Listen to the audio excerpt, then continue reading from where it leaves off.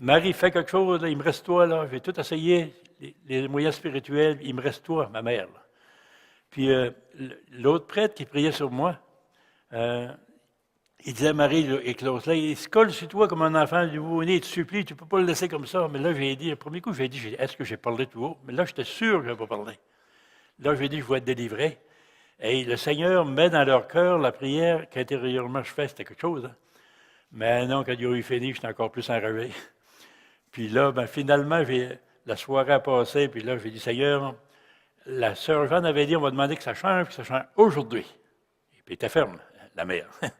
Ça fait que j'ai dit, à 11 heures, moi, la pression était au maximum. J'ai dit, Seigneur, là, il te reste 1 heure. Si tu veux récupérer ton prêtre, là, je ne sais pas comment ça marche en haut, mais je sais comment ça marche en bas. Une journée ici, ça finit à minuit, puis il est 11 heures.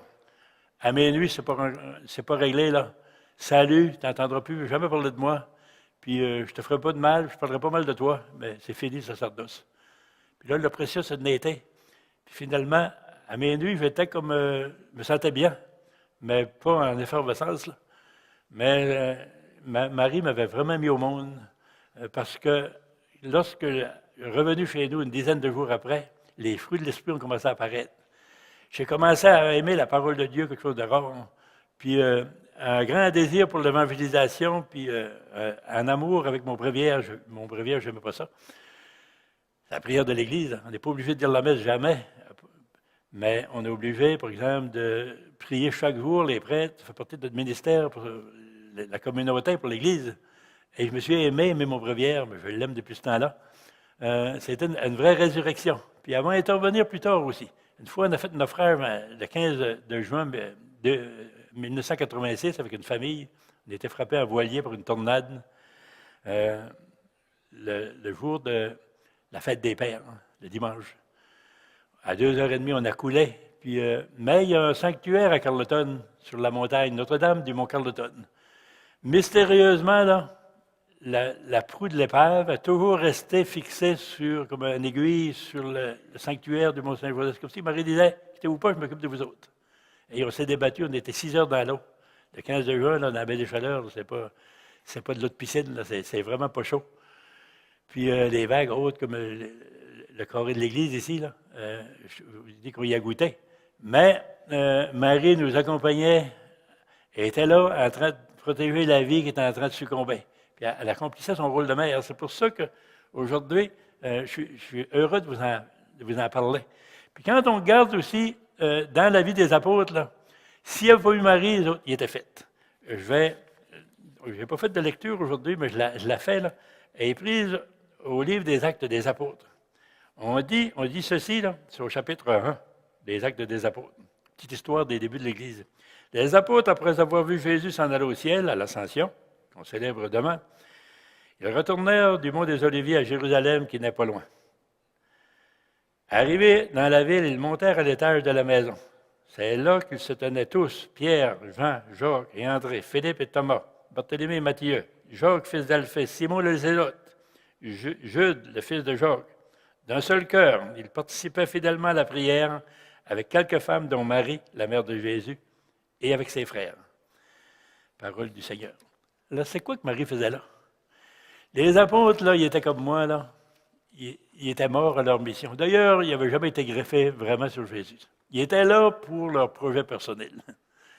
Puis, Jésus a abandonné son projet personnel. Les apôtres ne l'avaient jamais lâché. C'est quoi qu'ils faisaient là, les apôtres suivaient Jésus? C'est parce que Jésus parlait d'un royaume, puis eux autres, c'était des petits pêcheurs, petits métiers, petits salaires. Puis là, il y avait la chance, il va fonder, c'est un prophète extraordinaire, il fait des merveilles, ce gars-là.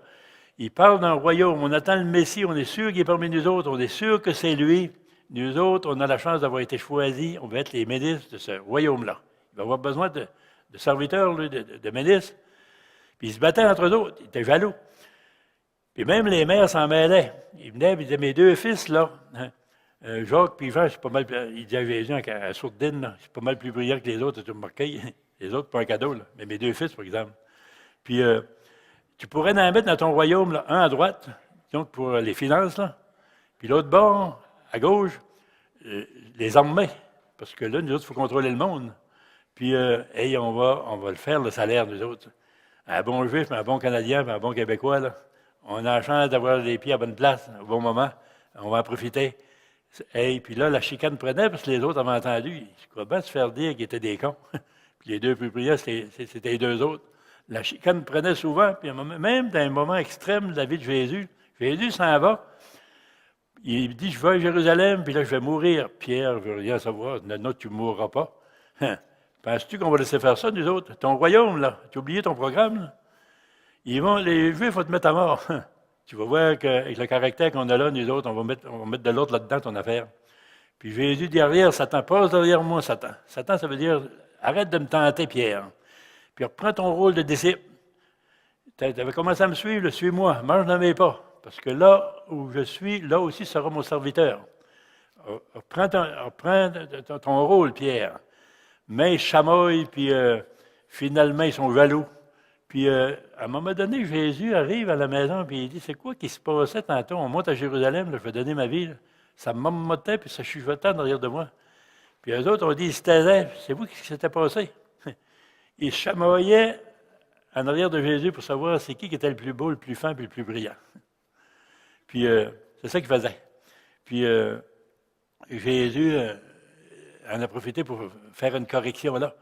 Puis, à un moment donné, là, comme quoi qu'ils étaient vraiment morts à leur mission. Quand Jésus était vraiment dans le pétrin, là, Pierre a donné un coup d'épée, il y a une oreille qui a volé. Là. Puis les Juifs n'ont pas eu peur plus que ça. Là. Jésus a recollé l'oreille. Tellement il aurait dû aller sur la terre. Là. Il a recollé l'oreille. Et ils ont dit, même à plus de ça, il est de leur bord. Ils ont dit, c'est le temps de se sauver. Tout le monde s'est sauvé, ils ont laissé Jésus tout seul là. Puis Pierre, en cachette, se faufilait, puis il essayait. Puis quand les questions étaient trop directes, là, il a trahi 3 fois. Puis, c'était fini. Ils étaient morts à leur mission. Plus mort que ça. Tu n'existes plus. C'est qui va le mettre au monde? Marie. Puis, dans la lecture, d'un seul cœur, il participait fidèlement à la prière avec quelques femmes, dont Marie. C'est elle qui les a gardées. Jésus a dit, ne partez pas sans avoir reçu l'Esprit Saint. On va en parler tantôt. Le rôle de l'Esprit Saint pour vraiment qu'on puisse produire des fruits. Ne quittez pas la Galilée avant d'avoir reçu l'Esprit Saint. C'est elle qui va les mettre en prière. Jésus l'a promis. Il va le faire. Jésus avait promis de ressusciter. Il est ressuscité. Vous êtes complètement découragés. Vous êtes neutralisés par la peur. Vous ne serez jamais des apôtres si vous restez comme ça. On va faire confiance à Jésus. Puis lui, quand il va nous envoyer son esprit de vérité et de force, vos vies ne seront plus jamais pareilles. Vous allez avoir un courage que vous n'avez pas maintenant. Vous êtes paralysés par la trouille. Puis la trouille va être remplacée par l'audace puis le courage. Puis la vaillance pour l'évangélisation. Puis vos projets personnels, là, vous n'aurez plus de problème avec ça parce que le projet du Père, l'Esprit Saint va vous faire comprendre qu'il est plus important que vos projets personnels. Et elle a aimé au monde, elle a fait naître l'Église. Puis le rôle de Marie, là, si Marie n'avait pas été là, les apôtres, il en était fait. Puis si Marie n'avait pas été dans ma vie, c'est sûr que je dirais ma vocation de prêtre, c'était fini, c'était mort, comme c'était mort dans le cœur des apôtres. Parce que ça n'avait jamais été greffé vraiment. C'est elle qui va prendre les choses en main. Puis un baptisé, tu ne seras jamais un bon disciple, une bonne disciple, une bonne mère ou un bon père spirituel pour les enfants du Père qui en ont besoin, un bon berger ou une bonne bergère, si tu ne donnes pas la chance à Marie de te mettre au monde dans ta vraie vocation. Celle d'être un vrai baptisé, c'est-à-dire de quelqu'un qui prend conscience qu'il a été mis à part pour une mission extraordinaire et que la joie du Père que son enfant produise, son trésor bien-aimé, là, c'est tout petit, son tout petit, là, que tu es, produise des fruits qui demeurent, c'est que tu aies un amour fou pour rassembler les enfants du Père qui sont encore au loin. Puis tout ça, il faut passer par Marie pour en arriver à l'Esprit Saint. Alors, c'est un peu ça que le rôle de Marie aujourd'hui que je voulais vous souligner pour que justement, on se greffe une bonne fois solidement sur Jésus. Il n'est jamais trop tard pour le faire.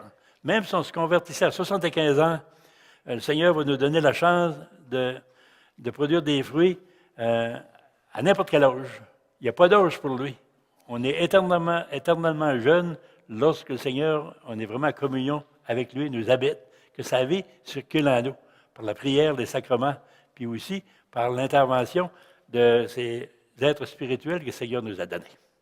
On va faire un petit chant pour peut-être pour Marie, pour la remercier d'être notre mère, puis de jamais avoir cessé de nous aimer parce qu'on ne voulait rien savoir d'elle, qu'on ne voulait rien savoir de son fils, rien savoir de la mission, d'avoir continué à nous aimer parce qu'aujourd'hui, à travers un de ses enfants, elle vous parle de l'importance de son amour. Je disais au début de l'enseignement dans la talk sur Marie qu'on a besoin d'un père et d'une mère spirituelle. Je voudrais vous dire un petit mot de Jésus. Je ne voudrais pas terminer cet enseignement-là sans vous donner, c'est-à-dire vous parler de Joseph. Quel homme extraordinaire. Lui, je l'ai connu bien plus tard que Marie. Marie, je l'avais complètement délaissé pendant longtemps. Je ne disais plus mon chapelet. Ça va revenir avec ma conversion.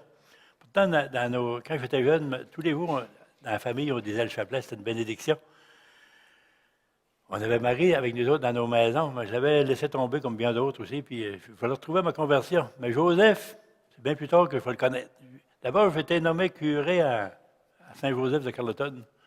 Puis, qu'est-ce que Joseph faisait là? Je ne me suis jamais posé de questions là-dessus. Saint-Joseph, c'est un beau patron. Il ne dérangeait pas plus ma vie que ça comme pasteur de Carleton, puis même en étant croyant.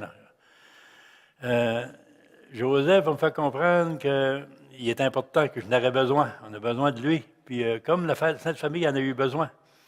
Puis il n'a pas fait de grand tapage. On ne dit pas grand-chose de Jésus dans les évangiles. On a dit Joseph, c'était un homme juste.